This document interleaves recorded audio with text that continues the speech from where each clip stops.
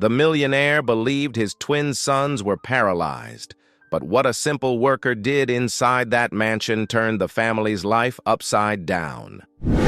Emily stopped in front of the iron gate of the Morgan mansion with her backpack on her shoulder and a knot in her stomach that didn't come from nerves. It was something deeper, instinctive, as if the place ahead carried a silence that wasn't just the absence of sound, but the absence of life. The gate opened slowly, automatically. Inside, the house rose like a fortress, straight lines, opaque windows, a perfectly trimmed garden, and no toys in sight, no colors, no signs that two children lived there. She was greeted by Susan, the housekeeper, rigid, unsmiling, efficient to the extreme. "Do you have copies of your updated medical records and vaccination history?" she asked, before even a welcome. Emily nodded, handing over the envelope. "Good. The protocols are strict. No strong perfumes, no loud voices, no music, no food outside the approved list. The children are sensitive." Emily said nothing. She only looked around as she followed Susan through long, cold hallways. No family photos on the walls, no sound of television or running footsteps, only the subtle hum of machines in the background, constant, clinical, unsettling. She was taken upstairs. 2 closed doors. Susan opened one.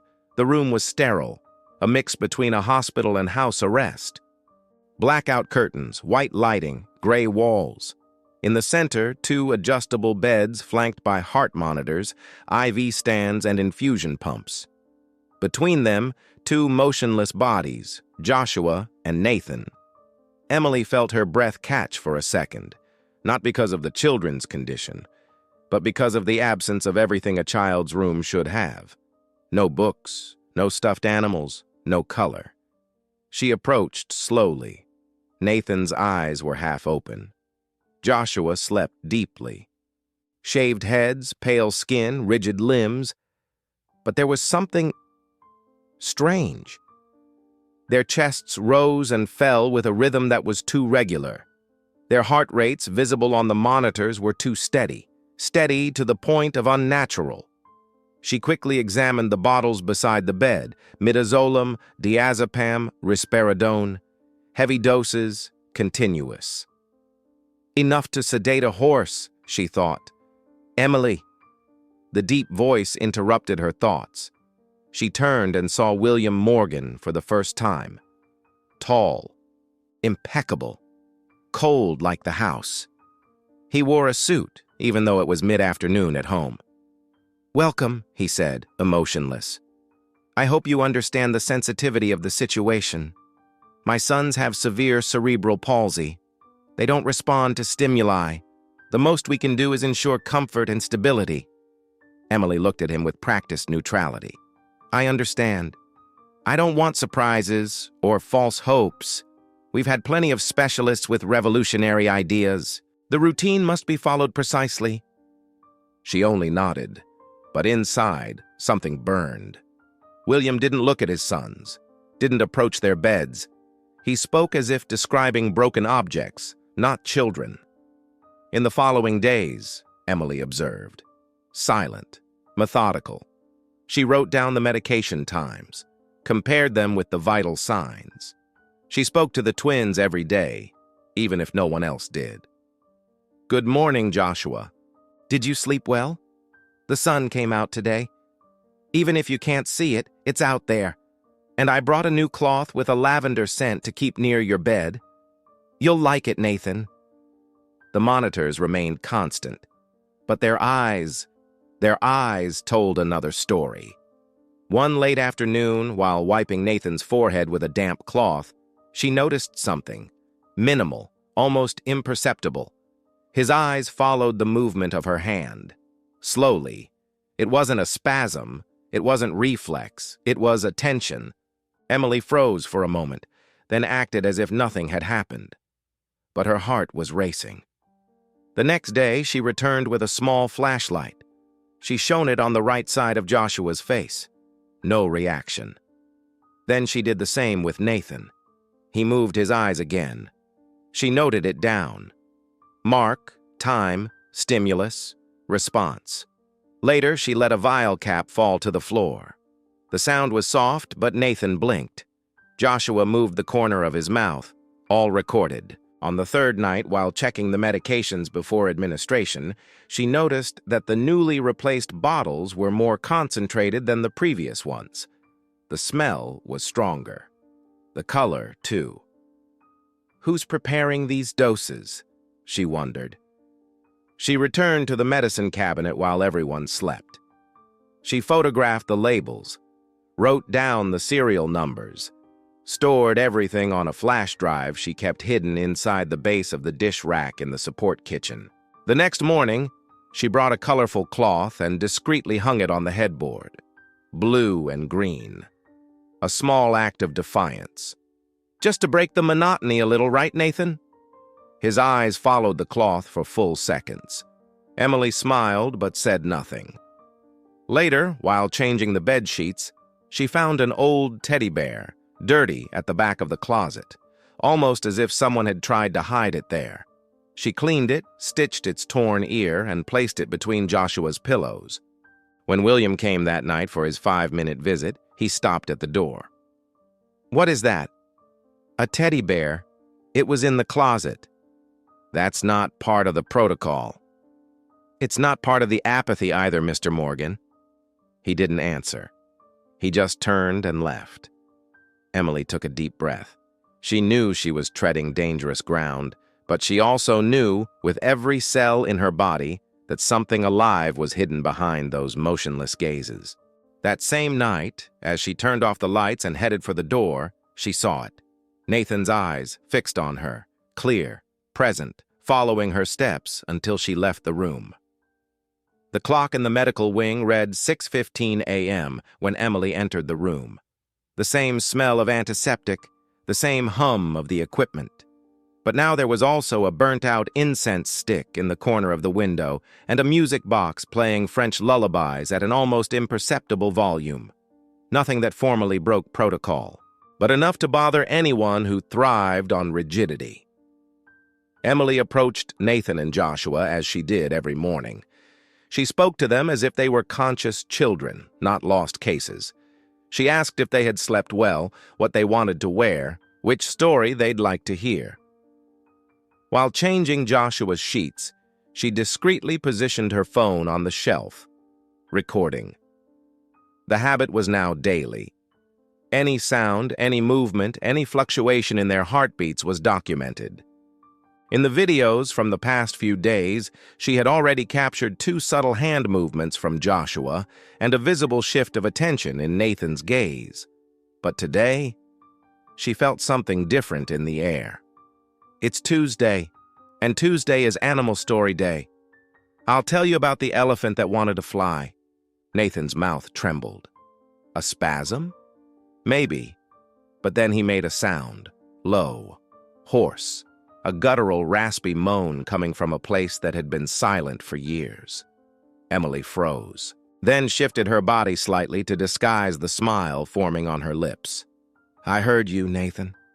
I heard you." She didn't run, didn't shout, didn't make a scene. She knew any agitation could ruin everything. She kept her tone soft and continued the story.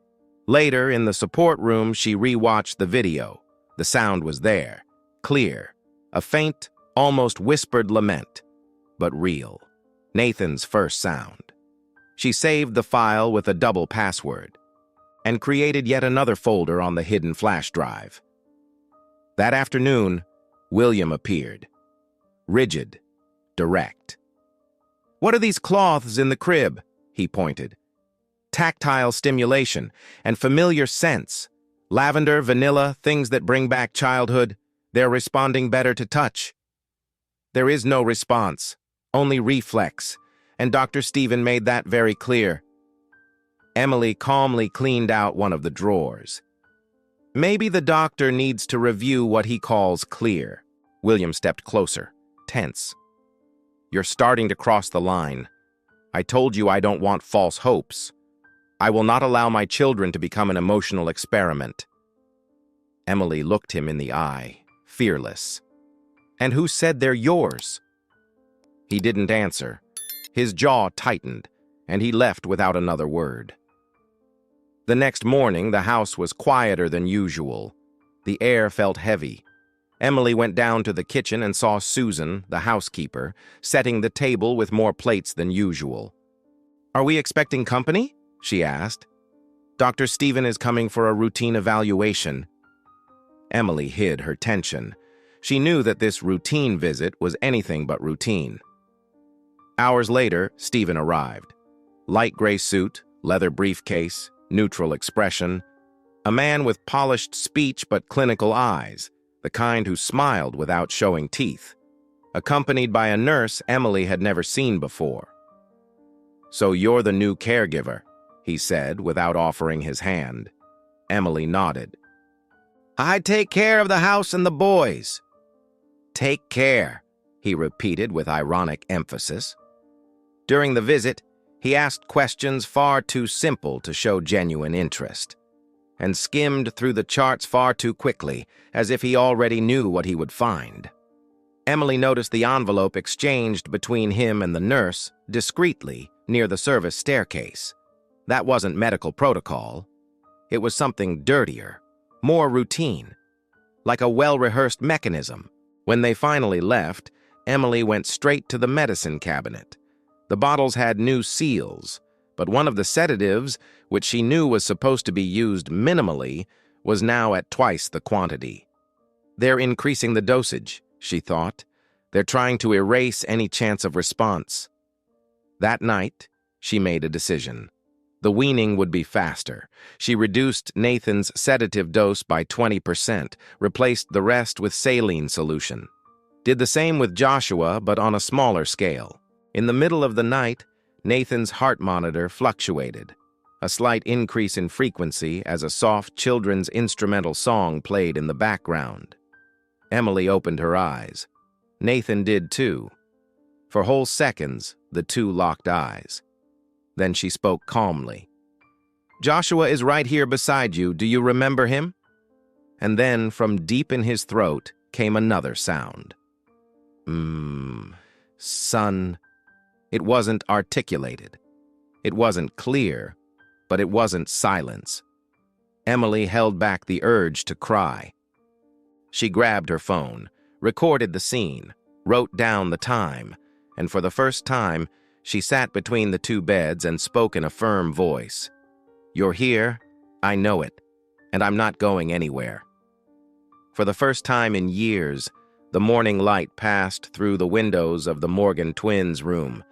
The day before, Emily had discreetly removed the blackout curtains. In their place, she hung light fabric curtains with colorful animal prints. She didn't ask permission, she simply did it. And when the sun touched Nathan's pale skin that morning, she saw a subtle contraction at the corner of his lips, as if his body recognized the warmth. "Good morning, my love," she said, adjusting Joshua's blanket. "Today we have a new story, and the lion will roar loud, you'll see." In the wardrobe, the hospital gowns had been replaced by cotton t-shirts, soft pajamas, socks with animals.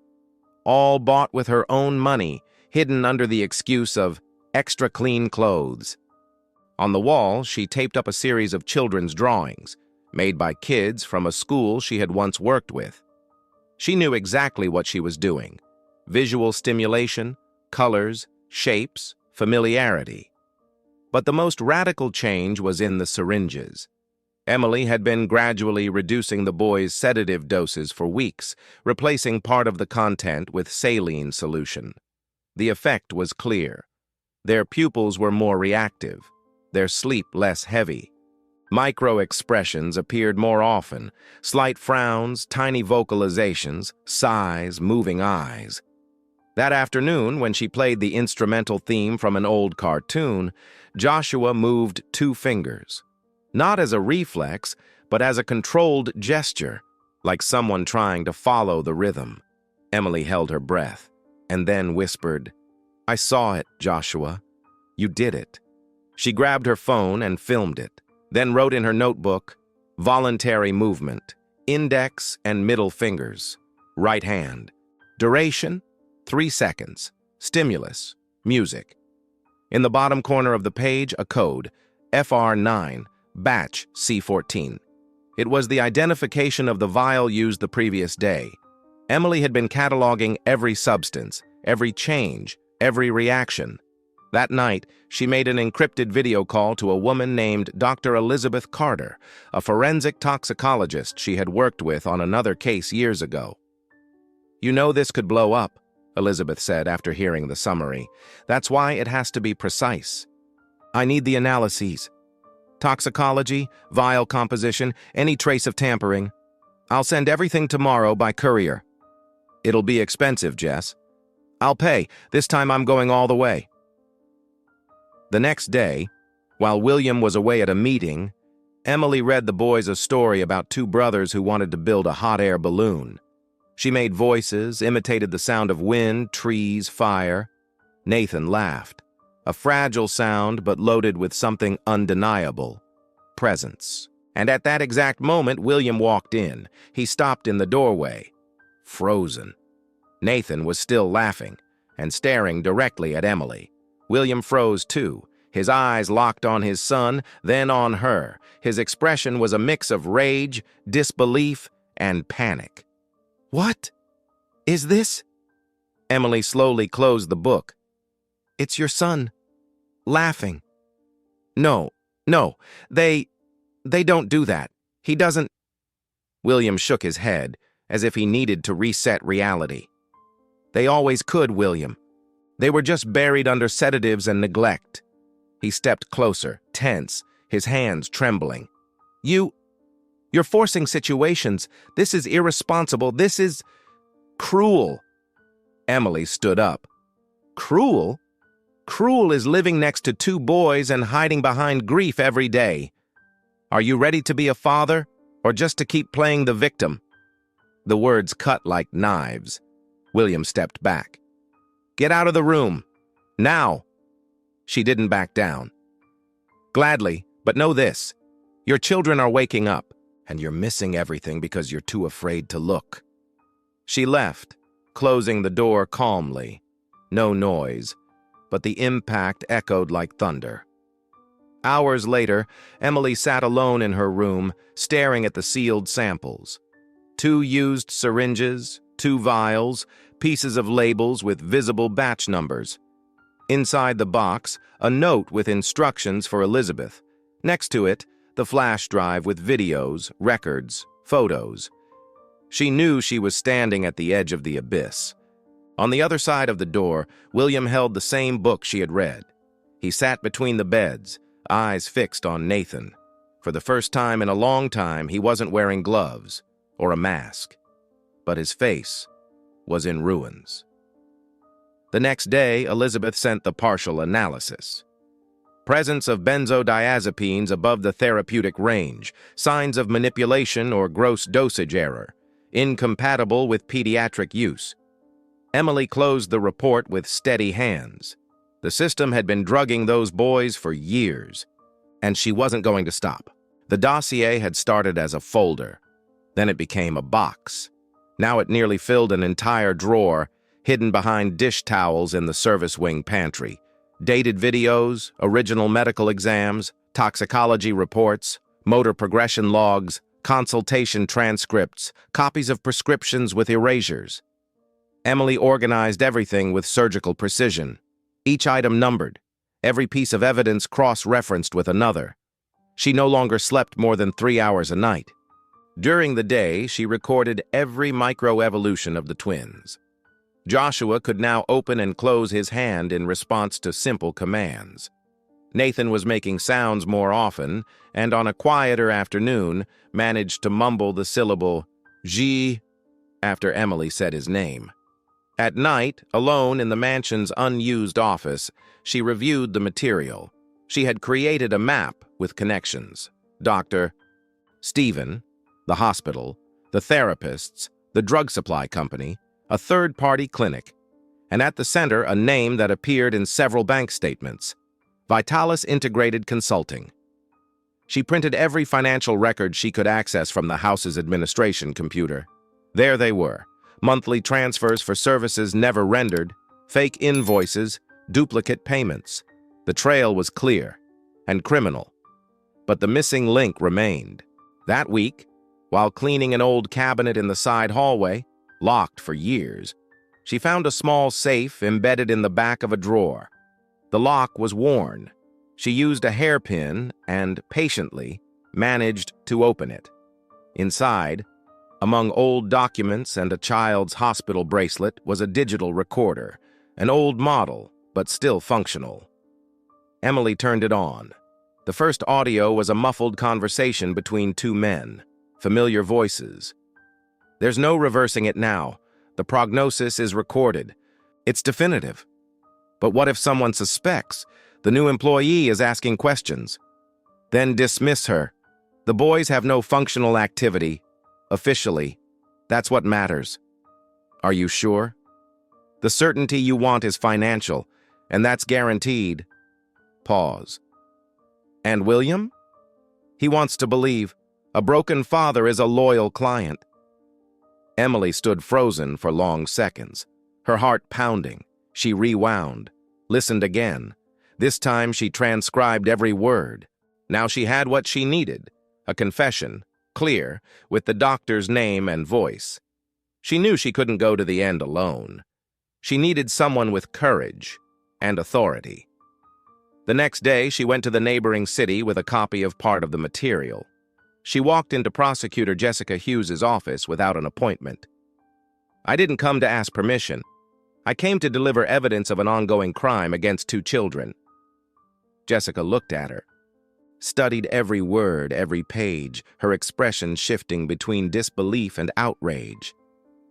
"Do you realize what you're bringing?" "I do. And this isn't all of it. But it's enough to start." Jessica closed the folder, took a deep breath. "I need more. I need names, financial ties, proof of omission." Emily opened her bag and handed her the flash drive with the recording. "Listen to this, and then tell me if it's not worth a full operation." Meanwhile, back at the mansion, William paced in his office. On his desk were the reports Emily had left, now organized chronologically. Videos of Joshua squeezing Emily's finger, audio of Nathan's moans, photographs of illegally dosed medications. He was undone. Guilt suffocated him. For years he had chosen not to see, not to hear, not to feel. He opened the bottom drawer of his desk and pulled out an envelope, bank statements of donations made to the private clinic treating the boys. A note scribbled in blue ink read, "Maintain the protocol." That night, William entered his son's room with bare hands, no gloves, no mask. For the first time since their diagnosis, he sat between the beds with tearful eyes. Joshua moved his head at the sound of his voice. "It's Daddy. I'm sorry." Nathan let out a low moan, as if in response. William covered his face with his hands and broke down in silence. Hours later, Emily returned and found him there, too weak to hide anything. He didn't look at her, only said with a fractured voice, "If all of this is true, I will destroy every one of them." Emily didn't answer. She simply placed another folder on the dresser.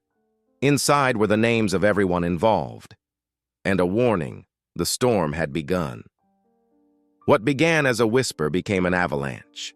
On Tuesday morning, 4 police cars and a team from the public prosecutor's office simultaneously raided 3 clinics, 2 private practices, and the headquarters of Vitalis Consulting. The operation, coordinated by Jessica Hughes and backed by the material delivered by Emily, was swift and precise.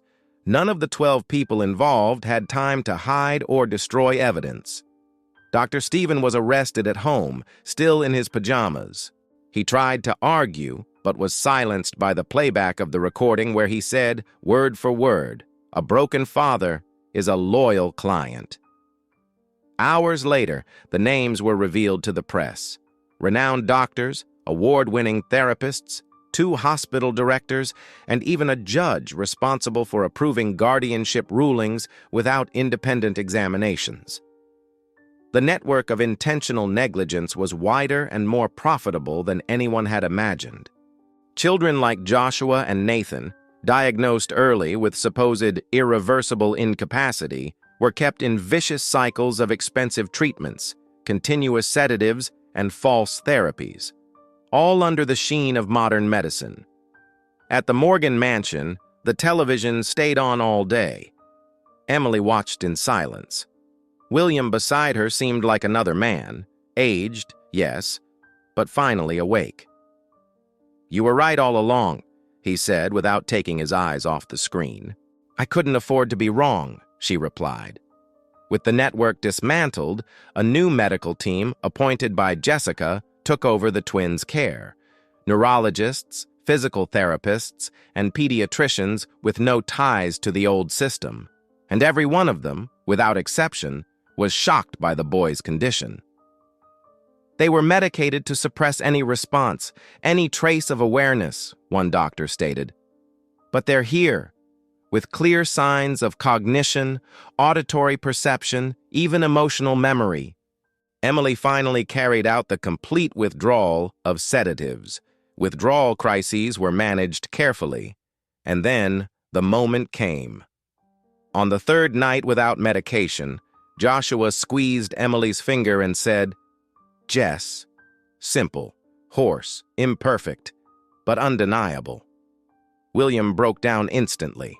He knelt beside the bed, holding his son gently as if he were made of glass.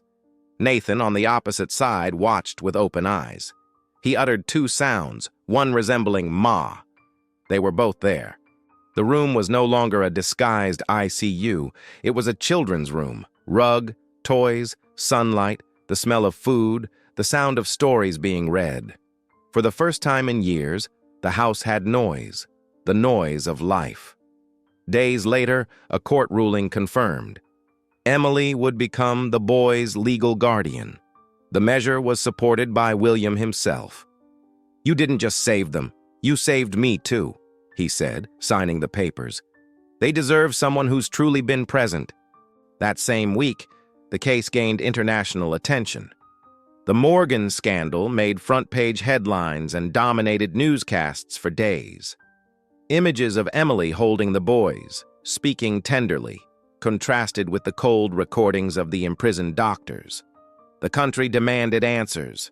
Congress called public hearings. A group of lawmakers proposed a bill inspired by the case, the Morgan Protocol, which would legally require a second independent opinion in any diagnosis of childhood neurological incapacity. Meanwhile, other reports emerged. A father appeared at the prosecutor's office with old exams of his daughter, who had also been declared incapable and kept under dubious treatment for 5 years. Emily welcomed him personally at the foundation taking shape in the mansion's back wing. "You're not alone, and neither is your daughter," she said. But the most symbolic moment came on a Sunday, in the garden of the house. William, carrying Joshua in his arms, watched as Nathan, supported by a walker, took 5 steps. Slow, unsteady, but his own. The silence of previous years was shattered by applause, from the professionals, from Emily, from William, and even from the TV crew documenting the twins' recovery. The following week, William spoke to the press. "For years I lived buried in grief that served me more as a shield than as pain. My children were victims, and so was I. But now we're a family." The reporter hesitated before asking the final question. "And Emily? Who has she become?" William answered firmly, "She's their mother, and my redemption." And as the country watched from home, thousands of families began reviewing medical records, seeking second opinions, and reporting similar cases. The noise had begun, and it would not stop anytime soon. 6 months later, the footsteps echoing through the Morgan mansion were no longer those of nurses. They were Joshua's, running down the hallway with a toy car in his hand, laughing loudly, tripping on the new rug and getting up on his own. Nathan followed close behind, more cautious, still with the adapted walker, but with bright eyes, alert to everything. Emily watched from the kitchen doorway. Her hands were dusted with flour, her hair tied up carelessly, and a quiet joy on her face. She was no longer an employee, not just a guardian. She was a mother, legally, emotionally, completely. The court ruling had come 3 weeks earlier, confirming the permanent bond. William didn't appeal. He didn't hesitate. He knew. "They've always been yours," he said on the day of the hearing. The house, once a mausoleum of grief, was now the headquarters of the Emily Morgan Foundation, created to review and investigate pediatric neurological diagnoses across the country. Psychologists, therapists, independent doctors, and social workers now worked in the property's former administrative wing. Every day, families arrived with folders in their hands, desperate looks in their eyes, and the same unspoken question: is there still hope? Emily welcomed each one with the same calm she had shown Joshua and Nathan. She listened, she analyzed. She never promised miracles, but she never denied the possibility of truth. Meanwhile, across the country, courts announced the sentences of Operation Therapeutic Silence, as the media had named the investigation. Dr. Stephen, 18 years. Vitalis directors, 20 years. The complicit judge, 12 years and removal from office. Doctors, therapists, and pharmacists, sentences between 8 and 15 years. Justice had come. Late, but it had come. And more than that, so had the law. Congress unanimously approved the Morgan Protocol, which from then on required a free and independent second opinion for any diagnosis of permanent incapacity in minors. It also mandated annual audits of specialized clinics and increased penalties for child medical fraud. The signing of the bill was broadcast live, and on the same day, Emily was invited to speak at a national event on public health policy. She walked onto the stage holding Joshua and Nathan's hands. The audience was already on its feet before she spoke. Not out of glamour, but out of reverence, out of respect for what this woman had endured and overcome. Emily thanked them, simply without rehearsed lines. "I'm not a heroine. I just listened when no one else did. I just looked into the eyes of those everyone ignored. And I discovered the obvious. No one is born for silence." At that moment, Joshua pulled the microphone to himself, laughing. "Hi, I'm Joshua." Nathan laughed too and with effort said, "Thank you." It was enough to make the country cry again. That night, William sat watching the replay of the event for the 5th time, alone in the living room with an untouched glass of wine. He hadn't gone on stage. He hadn't sought the spotlight. But he knew what he had helped build. "They won," he murmured. The next day, the foundation received a new family, a mother and a 7-year-old boy, diagnosed at 2 with severe paralysis. The boy's eyes followed Emily from the entrance all the way to the desk, exactly as Nathan's had, months before. Emily smiled. "We'll start from scratch, okay? Your name is Miguel, right?" He blinked. The cycle was beginning again, but now with voice, with space, with listening, and with the world paying attention. "And you? What did you think of this story? If it touched you, tell me in just one word what's in your heart right now. I can't wait to read your comments. And if you believe more people need to hear the voices that were once silenced, support this message with a like and subscribe to the channel. That's how we make sure stories like Emily, Joshua, and Nathan's are never forgotten.